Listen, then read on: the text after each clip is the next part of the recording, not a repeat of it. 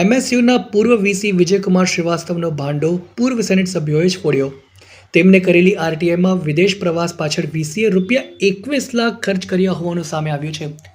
વડોદરા શહેરની એમએસ યુનિવર્સિટીના પૂર્વ વીસી વિજયકુમાર શ્રીવાસ્તવનો ભાંડો કોંગ્રેસ કાર્યાલય ખાતેથી યુનિવર્સિટીના પૂર્વ સેનેટ સભ્ય કપિલ જોશીએ ફોડ્યો છે. તેમને આરટીઆઈ કરી હતી, જેમાં વીસીના ખર્ચ સામે સવાલો ઊભા કર્યા હતા અને 3 વર્ષમાં તેઓએ 7 દેશોનો પ્રવાસ કર્યો અને પ્રવાસ પાછળ ₹21 લાખનો ખર્ચ કર્યો. પોતે ગેરલાયક હોવાને લઈને પિટિશન થઈ, જેમાં વકીલો પાછળ તેમણે ₹16 લાખનો ખર્ચ કર્યો. આ મામલે પૂર્વ સેનેટ સભ્ય કપિલ જોશીએ આક્રોશ વ્યક્ત કર્યો હતો. ડોક્ટર વિજયકુમાર શ્રીવાસ્તવ મહારાજા સયાજીરાવ યુનિવર્સિટી વડોદરાના પૂર્વ વાઇસ ચાન્સેલર છે. તેઓની નિમણૂક સમયે તેમની લાયકાત અંગે પ્રશ્નો ઉઠ્યા હતા, જેના કારણે વિવાદ સર્જાયો હતો. આ વિવાદો વચ્ચે ડોક્ટર શ્રીવાસ્તવે તેમના પદ પરથી રાજીનામું આપ્યું હતું. રાજીનામું આપ્યા બાદ પણ તેઓ સત્તાવાર નિવાસ સ્થાને રહેતા રહ્યા છે, જે અંગે વિદ્યાર્થીઓ અને સ્થાનિક સાંસદે વિરોધ પણ વ્યક્ત કર્યો છે. સાંસદે તેમને બંગલો ખાલી કરવાની વિનંતી સાથે ઈમેલ પણ લખ્યો છે.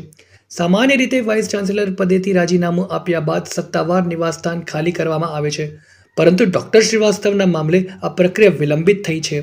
આથી એમએસયુના વિદ્યાર્થીઓ અને સ્થાનિક સમાજ દ્વારા આ મુદ્દે સતત ચર્ચા અને વિરોધ થઈ રહ્યા છે.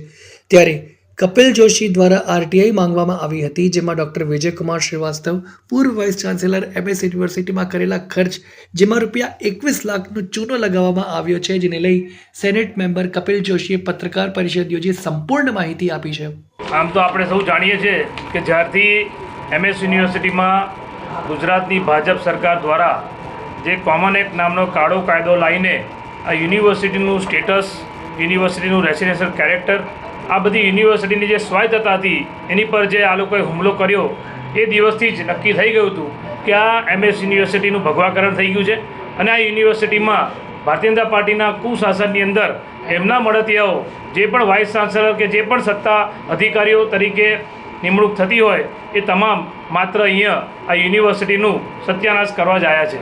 અને એનો જીવતો જાગતો પુરાવો ભાઈ શ્રી કપિલે જે આરટીઆઈ કરીને તમને જે વાઇસ ચાન્સેલર હતા પૂર્વ, જે બંગલો ખાલી કરવા પણ તૈયાર નહીં, જાણે એમની વ્યક્તિગત જાગીર હોય, આ યુનિવર્સિટીની પ્રોપર્ટી છે. મહારાજા સયાજીરાવ ગાયકવાડની દેન આ યુનિવર્સિટીનું તંત્ર આખું ખાડે ગયું છે ભારતીય જનતા પાર્ટીના રાજમાં. આમ તો વડોદરાના સાંસદ હોય કે વડોદરાના જે ધારાસભ્યો, જે લોકો એમએસ યુનિવર્સિટીમાં ભણેલા છે, એમએસ યુનિવર્સિટી જે લોકોને ઓળખાણ આપી, એ બધા માત્ર મીડિયામાં કે પેપરમાં સ્ટેટમેન્ટ આપતા હતા, પરંતુ કોઈની એવી છત્રી છાતી નથી કે જે વાઇસ ચાન્સેલર બંગલો ખાલી ના કરે તો તાત્કાલિક પોલીસ કેસ કેમ ના કરાયો? તમે જ્યારે ગેરકાયદેસર દબાણની વાત આવે તો આ ગેરકાયદેસર એમને બંગલો લીધો હતો, બંગલો ખાલી કર્યો નહોતો, તો ત્યારે આ લોકોએ પોલીસ કેસ કેમ ના કર્યો? આ બધા બહુ પ્રશ્નો છે, પરંતુ યુનિવર્સિટીના જે વિદ્યાર્થીઓ છે એમના ભવિષ્યનું ત્યારે જ પ્રશ્નાચિહ્ન મુકાઈ ગયો હતો જ્યારે આ કોમન એક્ટ નામનો કાળો કાયદો આવ્યો હતો. આજે જે જાગૃત સેનેટ મેમ્બરો યુનિવર્સિટીમાં હતા, આજે કપિલ જોશી હોય કે અમર ઢોમસે હોય કે નરેન્દ્ર રાવત હોય કે નિકુલ પટેલ હોય, આપ સૌ જાણો છો કે જે કોંગ્રેસના અમારા સેનેટ મેમ્બરો હતા, આ યુનિવર્સિટીની ગરિમાને બચાવવા હંમેશા આ લોકો લડ્યા છે, આંદોલન કરે છે અને જ્યારે જ્યારે જરૂર પડી ત્યારે અમે પણ આ યુનિવર્સિટીના ભૂતપૂર્વ જીએસયુપી તરીકે આ યુનિવર્સિટીમાં ગયા છે. પરંતુ આ યુનિવર્સિટી જે એક શૈક્ષણિક સંસ્થા માત્ર વડોદરા ગુજરાત રાજ્યમાં નહીં, આખા ભારત દેશમાં, આખા વિશ્વમાં વિખ્યાત આ યુનિવર્સિટીનું સ્તર જે ઘટી ગયું અને આ લોકોએ જે યુનિવર્સિટીમાં રાજકારણ ચાલુ કર્યું અને જાણી જોઈને એમએસ યુનિવર્સિટીનું નામ ડાઉન કરીને જે ખાનગી યુનિવર્સિટીઓ વડોદરા શહેરની આજુબાજુ ચાલુ થઈ ગઈ છે, જે લોકો દુકાનો ખોલીને બેઠા છે, એને આ ભારતીય જનતા પાર્ટીના શાસનમાં મહત્ત્વ મળ્યું છે, માટે એમએસ યુનિવર્સિટીનું નામ બગડ્યું છે. અમે સખત શબ્દોમાં વખોડીએ છીએ અને આવા ભવિષ્યમાં જો ખરેખર ગુજરાત રાજ્યના મુખ્યમંત્રી એવું કહેતા હોય અને ભાજપની સરકાર એવું કહેતી હોય કે અમારો પારદર્શક વહીવટ છે, તો પારદર્શક વહીવટ હોય તો તમે એક જમાનામાં યુનિવર્સિટીની અંદર જે વાઇસ ચાન્સેલરની નિમણૂક થતી હતી નોન પોલિટિકલ લોકો હતા, બિન રાજકીય લોકો હતા, પણ છેલ્લા આ યુનિવર્સિટીમાં જ્યારથી બીજેપી ગુજરાતમાં સત્તામાં આવી ત્યારથી આ યુનિવર્સિટીમાં પોલિટિકલ અપોઇન્ટમેન્ટ શરૂ થઈ ગઈ અને યુનિવર્સિટીનું ભગવાકરણ શરૂ થઈ ગયું. માત્ર એમએસ યુનિવર્સિટી નહીં, એસપી યુનિવર્સિટી હોય કે ગુજરાતની કોઈ પણ યુનિવર્સિટી, બધી જગ્યાએ આવી સ્થિતિ છે, જેના માટે જવાબદાર આ ભારતીય જનતા પાર્ટીનું કુશાસન. આજ રોજ જે પ્રેસ વાર્તાનું આયોજન કરવામાં આવ્યું છે, જેમાં મારો મુખ્ય મુદ્દો છે કે જે નકલી કુલપતિ ડૉક્ટર વિજયકુમાર શ્રીવાસ્તવ, જેને લખલૂટ ખર્ચાઓ કર્યા, એનો ભાંડા ફોડવા માટેનું આ એક પ્રેસ વાર્તાનું આયોજન કર્યું છે અને આપણા લોકોના માધ્યમથી આપ લોગ નિમિત્ત બનીને આ વડોદરાની પ્રજા સુધી આ જે કૌભાંડો છે, આ ભાંડાફોડ છે, એ પહોંચશે. એના માટે અમે આજે પ્રેસ વાર્તાનું આયોજન કરેલું છે. અમારા પ્રમુખશ્રી અને અમારા મંત્રીશ્રી એ પણ આ પ્રેસ વાર્તાની અંદર એમના મંતવ્ય રજૂ કરશે. તારીખ 23 જાન્યુઆરી 2025ના રોજ વિજયકુમાર શ્રીવાસ્તવ, જે નકલી કુલપતિ શ્રી તરીકે આ ભાજપની ભ્રષ્ટ સરકાર દ્વારા જે નિમણૂક કરવામાં આવી હતી, તેના વિરુદ્ધમાં મેં એક આરટીઆઈ કરેલી. 30 દિવસમાં આરટીઆઈનો જવાબ આપવો જોઈએ કાયદાની જોગવાઈ પ્રમાણે, પણ 30 દિવસમાં જવાબ ન મળતા મેં કાયદાકીય અપીલ કરેલી. અને અપીલ બાદ મને યુનિવર્સિટી દ્વારા 6 માર્ચના રોજ એ આરટીઆઈનો જવાબ દેવામાં આવ્યો. આ આરટીઆઈનો જવાબની અંદર જે ખર્ચના આંકડાઓ જોતા મને એક ગુજરાતી પંક્તિ યાદ આવે છે કે કોના બાપની દિવાળી, કોના બાપની દિવાળી. કારણ કે દલ્લા તરવાડી માફક જે ડૉક્ટર વિજયકુમાર શ્રીવાસ્તવે પોતાની લાયકાત છુપાવી અને સરકારશ્રીની મદદથી આજે આંતરરાષ્ટ્રીય ખ્યાતિ પ્રાપ્ત મહારાજા સયાજી યુનિવર્સિટીમાં આ કુલપતિએ વૈભવી વિલાસનો દાટ વાળી દીધો.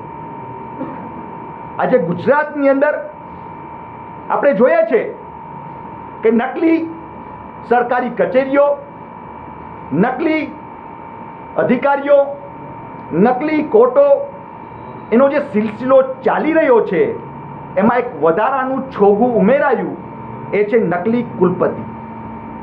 આજે આખા ગુજરાતની અંદર નકલી કુલપતિઓનો રાફડો ફાટી ચૂક્યો છે.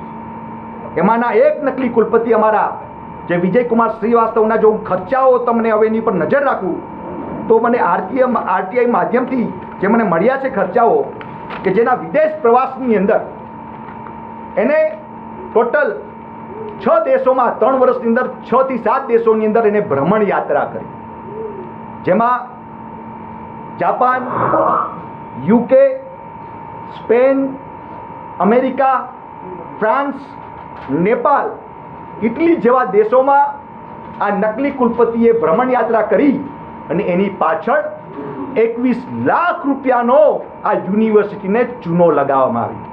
કેટલા? 21 લાખ રૂપિયાનો ચૂનો.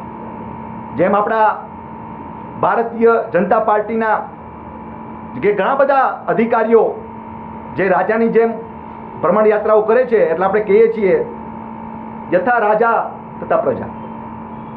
વળી પડિયાના પાટુની માફિક કુલપતિ જે પોતાની અસલી બાયોડેટાને છુપાવવા માટે જે વકીલ બાબુઓની નિમણૂકો કરી, એ વકીલ બાબુઓની પાછળ કોર્ટની અંદર 3,33,000 રૂપિયા આ યુનિવર્સિટી દ્વારા એ ચૂકવવામાં આવ્યા. 3,33,850 રૂપિયા.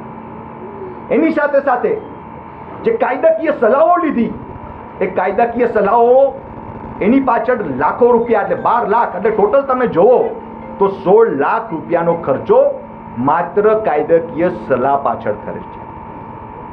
શરમ આવે છે મને આ ભાજપની સરકાર ઉપર, શરમ આવે છે મને આ નકલી કુલપતિઓ ઉપર, કે જ્યારે આ કાળઝાળ ગરમીની અંદર યુનિવર્સિટીની અંદર વિદ્યાર્થીઓ માટે પીવાના પાણી નથી હોતા, વોટર કુલર નથી હોતા, લાઇબ્રેરીની અંદર એસીઓ નથી ચાલતા, ક્લાસોની અંદર પંખાઓ નથી ચાલતા, ત્યારે આવા મોંઘાદાટ વિદેશી પ્રવાસો કરે છે આવા નકલી કુલપતિઓ. કાનૂની કાયદા સલાહ પાછળ એટલા લાખો રૂપિયા વાપરે છે. ખરેખર આ બધા જે પ્રજાના પૈસા, વિદ્યાર્થીઓના પૈસા છે, ખરેખર વિદ્યાર્થીઓના કલ્યાણ માટે વાપરવા જોઈએ.